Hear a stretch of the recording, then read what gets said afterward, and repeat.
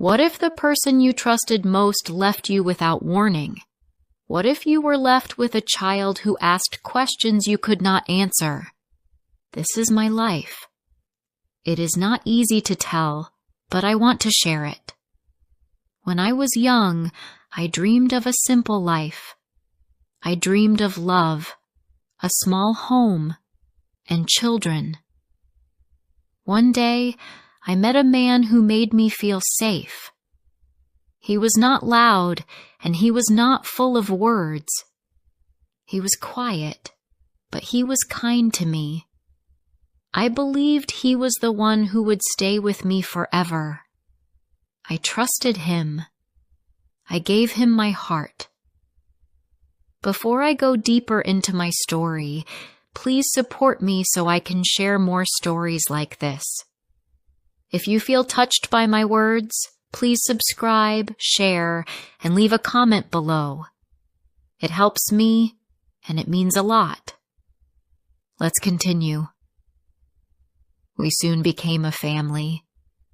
When our daughter was born, my life felt complete.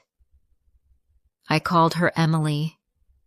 She was small and soft, and her eyes were bright. I held her in my arms and felt the world change. My husband stood by my side. He looked down at her and gave a small smile. I thought he was happy. I thought he was proud. I believed we had everything we needed. Emily grew fast.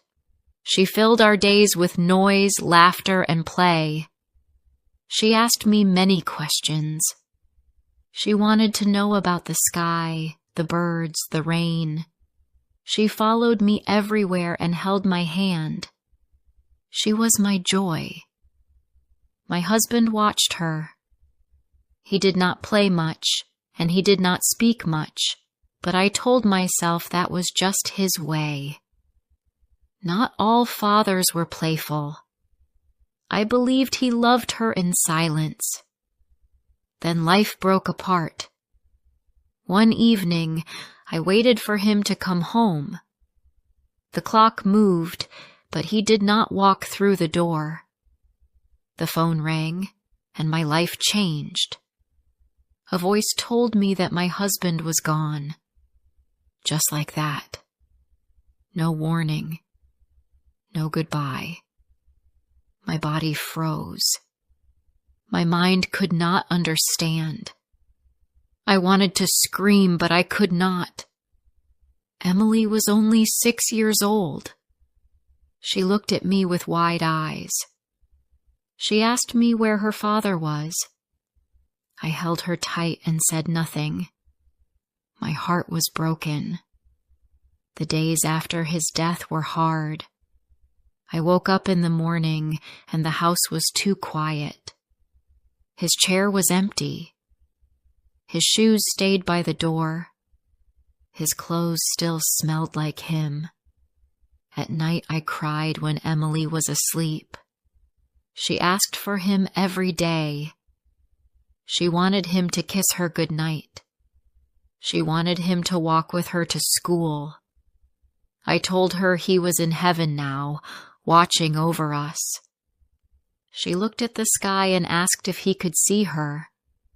I said yes, even though my own heart was full of fear.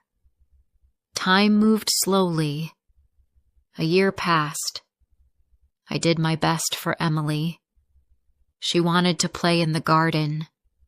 She wanted to paint and read small books. She smiled and sang.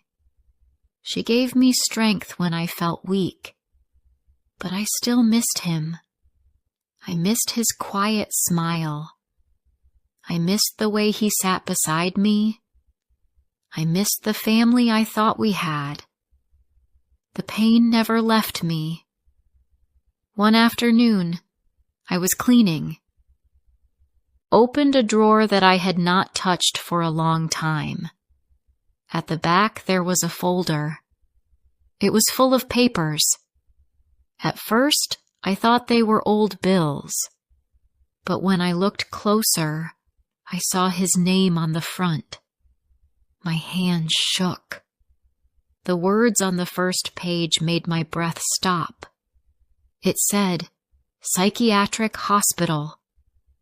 I could not believe it. My husband had been treated for depression. He had never told me. My heart felt heavy. I sat down on the floor with the folder in my hands. I wanted to close it.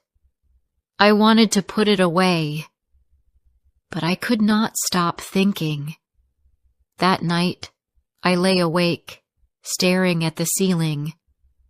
Why had he never told me? Why had I not seen the pain? Did I fail him? Should I have helped him? The questions would not stop. I felt tears on my face. My daughter slept beside me, safe and warm, and I wondered how much I did not know about the man I married. The next day, I opened the folder again. My hand shook as I turned the pages. The papers spoke of his sadness. They spoke of dark thoughts. He had sat with a therapist. He had told the therapist about his life, his fears, his doubts. Reading it made me feel like I was sitting in the room with them. I wanted to stop, but I kept reading. I wanted to know everything. I thought the pain of his death was enough. But I was wrong. There was more pain waiting. Then I saw something that cut deeper than anything else. The therapist had written notes about their talks. In every note, my husband did not say our daughter's name. He did not say Emily. He only said, "the child." Over and over, the words were the same. The child. My eyes blurred with tears. I read the words again, but they did not change. My husband had never spoken her name to his therapist. Not once. Just the child. I closed the folder, but the words stayed with me. I sat in silence for a long time. Why? Why would he not say her name? Did he not feel close to her? Did he not love her the way I thought he did? The man I married, the man I trusted, was now a stranger in some way. I wanted to believe he loved her, but the notes told me something else. My chest hurt with fear. I felt like I had lost him all over again. That night, I went to Emily's room. She was asleep, her small hand resting near her face. I sat beside her bed. I touched her hair and whispered her name. Emily, Emily, Emily. I said it again and again, as if to make up for the silence in her father's notes. She did not wake, but I wanted her to hear her name even in her dreams. I wanted her to feel loved, fully and deeply, with no doubt. I could not sleep that night. I thought about the man I had married. I thought about the father he was. He had been kind in his way. He had provided a home. But now I saw a secret side. He had carried sadness that I never knew. He had spoken to someone else about his pain, but not to me. He had called our daughter the child instead of her name. And in one line from the notes, he had told the therapist that he would not mind if I left him and took full custody of her. Reading that made me feel like the ground moved under me. He had thought about life without us. He had been ready for me to leave. I did not know him as I thought I did. I sat by the window until the sky grew light. Emily woke and ran to me, asking for breakfast. I smiled at her, even though my heart was heavy. She was full of life. She was innocent. She did not need to know what I had read. I told myself I would keep this secret forever. After I found the folder, I could not forget it. The papers stayed in the drawer, but they also stayed in my mind. Every day when I looked at Emily, I thought of those words. The child. It hurt me deeply. It made me wonder about the man I had married. It made me wonder what kind of father he really was. I tried to tell myself to stop thinking about it. I told myself that the past was gone, and he was gone too. But I could not escape it. When Emily laughed, I thought of him never saying her name. When she asked me to play, I thought of him sitting in silence. I tried to smile for her, but inside I felt broken. Sometimes I remembered the good times. He held me on cold nights. He walked with me through the park. He kissed me softly when Emily was born. These memories were warm, and I wanted to hold them close. But then the folder returned to me. His secret life. His hospital stay. His words to the therapist. I lived between two pictures of him. One picture was the man I loved. The other picture was a man who carried sadness, who thought about leaving, who did not say his daughter's name. The nights were the worst. After Emily went to sleep, the silence grew heavy. I sat by the window and stared at the sky. I thought of him in the hospital room. I thought of him talking to the therapist. I imagined his face as he spoke. Was he crying? Was he cold? Did he feel alone even when we were beside him? My heart hurt for him, but it also hurt for me. He had left me in the dark. One evening, I opened the folder again. I read the same lines many times. In one note, the therapist wrote that he would not mind if I left him. He said it would be better if I took Emily with me. He said I could raise her alone. Reading this broke me. Did he not want us? Did he not believe in our family? Did he feel no love for the child we made together? I wanted to scream, but there was no one to hear me. I wanted to ask him why, but he was gone. The papers gave me words, but they gave me no answers. I was left with more questions than before. The days with Emily went on.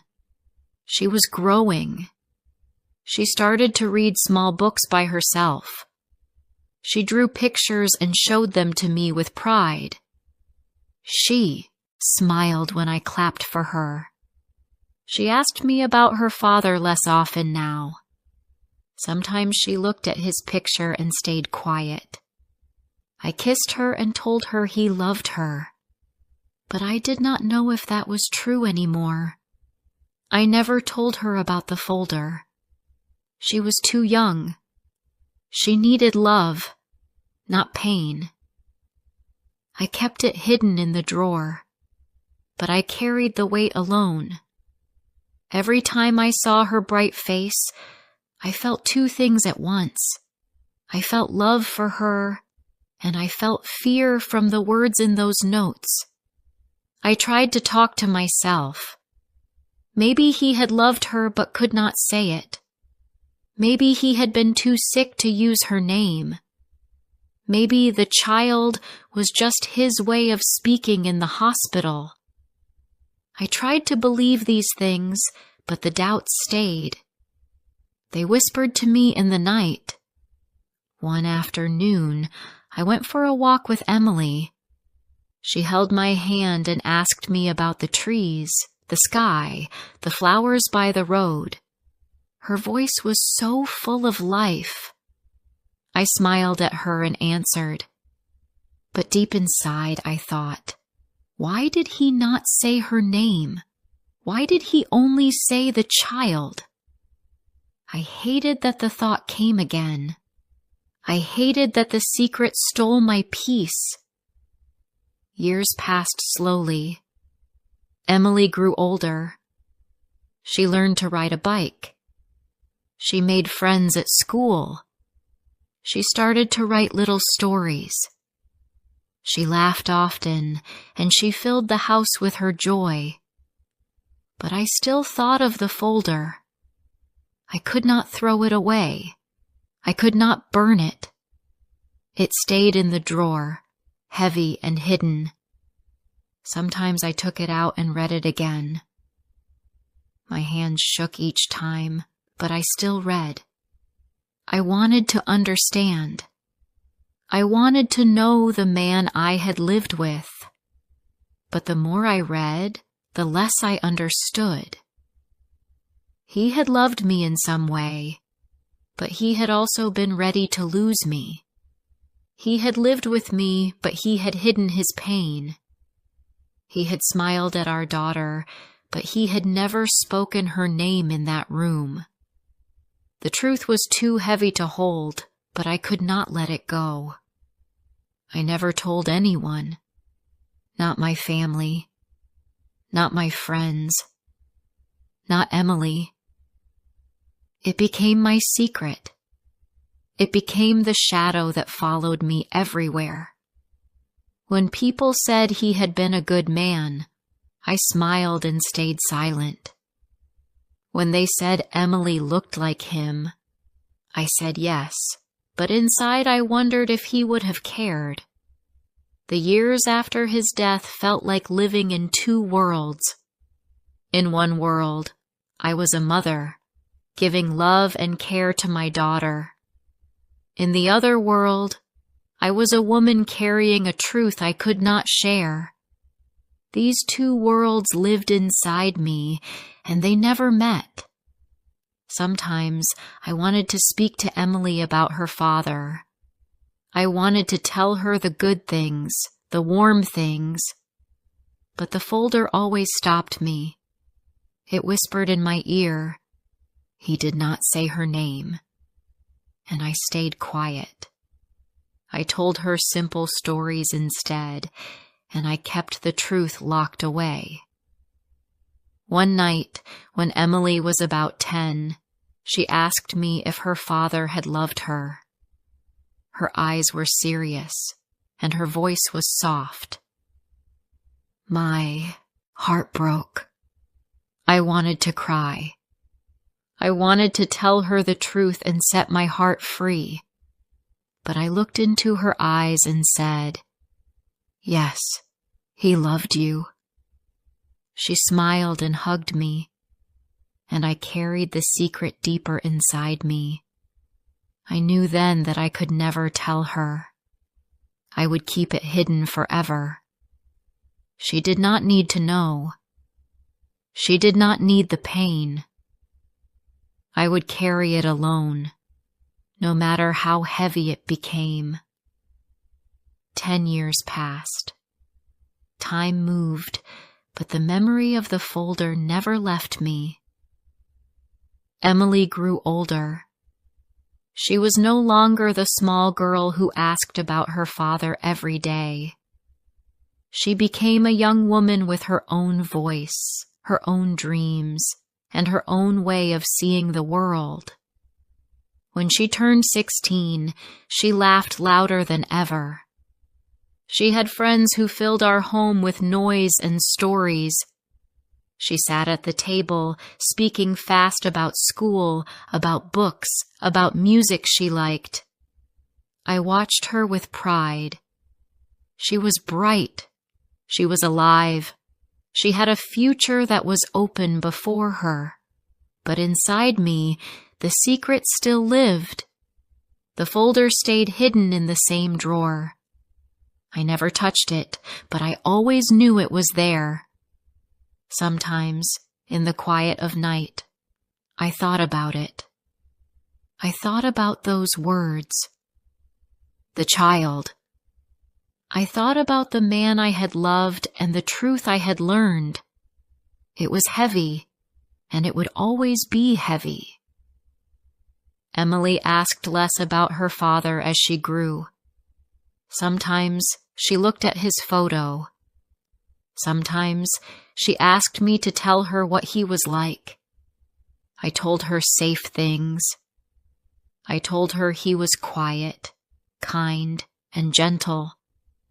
I told her he worked hard. I told her he smiled at her when she was a baby. These words were true, but they were not the whole truth. I never told her about the folder. One evening, Emily sat with me on the porch. The sun was going down. The sky was full of colors, orange, pink, and soft purple. She looked at me and said, "Mom, do you miss him still?" I felt a lump in my throat. I said yes. I did miss him. That was true, but I did not tell her what else I carried. Another time when she was 17, she asked me, "Did he love me?" My hands shook for a moment. I looked at her face. She was almost grown, but her eyes still held the same light from when she was a child. I smiled and said, "Yes, he loved you very much." She smiled back and hugged me. I held her tight, and in that hug, I knew I had chosen the only path I could. The truth was not for her. The truth was for me alone. It was my burden, not hers. She needed to believe she was loved. She needed to feel safe in her father's memory. I could not take that from her. The years went on. Emily finished school. She made plans for her future. She wanted to travel, to study, to see the world. She was brave and full of hope. I was proud of her. I was glad she carried no shadow in her heart. The shadow was mine, and I would keep it that way. At times, when I was alone, I opened the drawer and looked at the folder. I touched it with my hand, but I did not read it again. I already knew every word by heart. I already knew the pain it carried. I thought about burning it, but I could not. It was part of him. It was part of me. It was part of the life we had lived, even if it was hidden. I often wondered why he never said her name. I wondered if it was the sickness. I wondered if it was fear. I wondered if deep inside he loved her but could not show it. I will never know the answer. The folder gave me words, but it did not give me peace. Still, I chose to protect Emily. That was my promise to myself. She would never know. She would never read those lines. She would never carry that doubt. Her memory of her father would stay soft, warm, and safe. I carried the pain so she would not have to. Now, 10 years later, I sometimes sit by the window and watch her walk out the door, ready for the life ahead. She is strong. She is kind. She is full of light. She carries none of the weight I carry. And that is enough for me. I will never tell her. I will never let her see the folder. She will not know the truth that broke me. She will not know the words "the child." She will only know the story of a father who loved her in silence. That is the story I gave her, and that is the story she will keep. Love is not always about telling everything. Love is sometimes about protecting. Love is sometimes about carrying pain alone, so another heart can stay free. That is the choice I made, and that is the choice I will live with until my last day. This is my story. It began with love. It passed through loss, and it ended with a secret I could not share. Some truths are too heavy for the young. Some truths are better left in the dark. I chose silence because my daughter's happiness was worth more than my need to speak. Thank you for listening to my story. If you felt my pain, please support me. Subscribe, share, and comment below. Your words give me strength, and they help me keep telling stories like this.